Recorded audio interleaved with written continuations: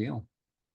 Yeah, it's interesting because we as humans, we have all sorts of relationships outside of work, right? Where we're Sure. probably, if you're married, you've had to, probably had to date, you probably had to be empathetic at some point in your life, right? So Sure. and is it that we leave our if we leave that at the doorstep to work and we think that we don't have to bring that to work? You're saying we need to bring that into work. Exactly. And this touches on this myth that we're all brought up with, at work, no emotions, please. We're completely rational and things like that. And, I think cook. I mean, how are you going to turn up at work without emotions? To me, that's just it's just not possible.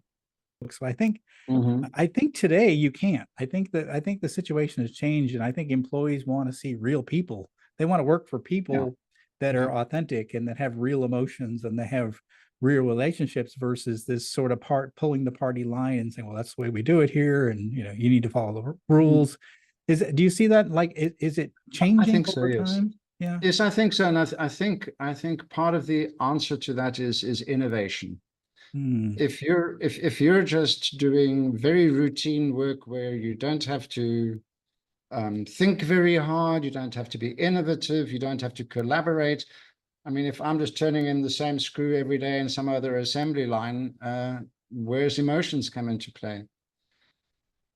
And I think that a lot of the work that was very mundane has been automated. So the work that is left is collaborative. So we have to collaborate with one another. This immediately brings this whole subject of emotion. How do you collaborate with somebody without any emotion whatsoever? I mean, I find the idea of no emotions completely ridiculous, because you wouldn't come out of your bed in the morning. You wouldn't turn up for work. Yeah, it's interesting. Yeah, it's who we are. They want someone who's genuine, someone that's approachable, they Sure. can understand and Sure. relate to. Yeah.